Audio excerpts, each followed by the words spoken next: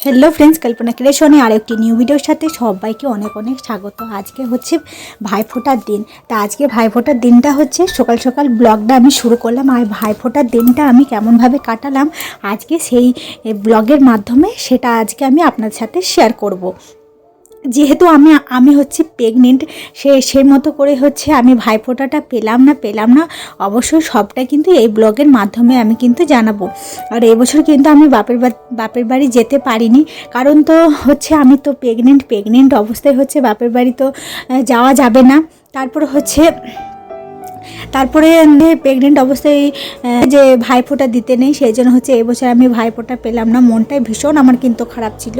তো যাই হোক, খারাপের মধ্য দিয়েও হচ্ছে শ্বশুর বাড়িতে তো থাকতে হবে।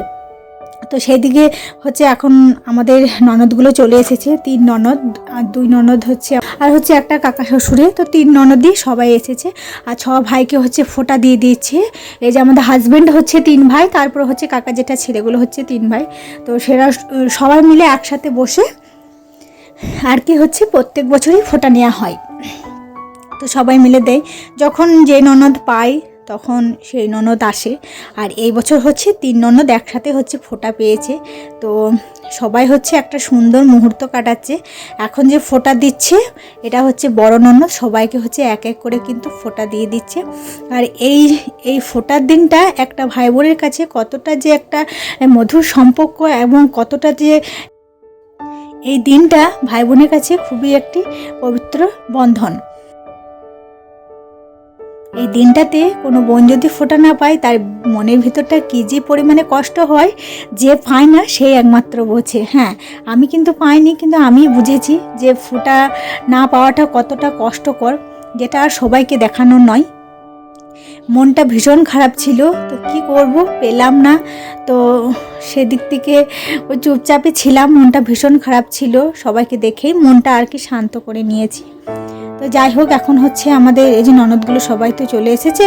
তো এখন হচ্ছে সবাই কিন্তু এক এক করে ফোঁটা দিয়ে দেবে। এখন হচ্ছে বড় ননদ ফোঁটা দিয়ে দিচ্ছে, তারপর হচ্ছে ছোট ননদ ফোঁটা দেবে।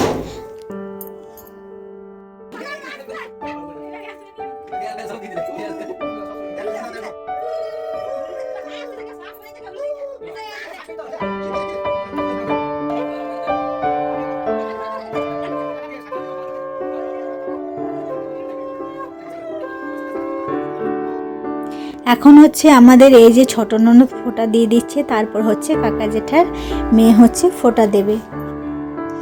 আর আজকে ভাইফোঁটার দিনটা কিন্তু আমি এইভাবেই পার করলাম। সবারই এই ননদদের এবং হাজব্যান্ডের ভাই বোনের ফোঁটা দেখে হচ্ছে পেরিয়ে গেল। আর নিজের ভাইকে তো ফোঁটা দিতে পেলাম না, সেই দিক থেকে মনটা তো ভীষণ খারাপই ছিল। একটু খুশির মধ্য দিয়ে একটু মনটা ভীষণ খারাপ ছিল। তো যাই হোক, সবটাই মানিয়ে নিয়েছি। দেখা যাক, আগের বছর ভগবানের কাছে প্রার্থনা করি যেন আগের বছর ফোঁটাটা সুন্দরভাবে পেতে পারি। আর আমি তো প্রেগনেন্ট, আমার সোনার জন্য সুস্থ সবলভাবে এই পৃথিবীর আলো দেখে সেই আশীর্বাদটা সবাই মিলে করবেন। আর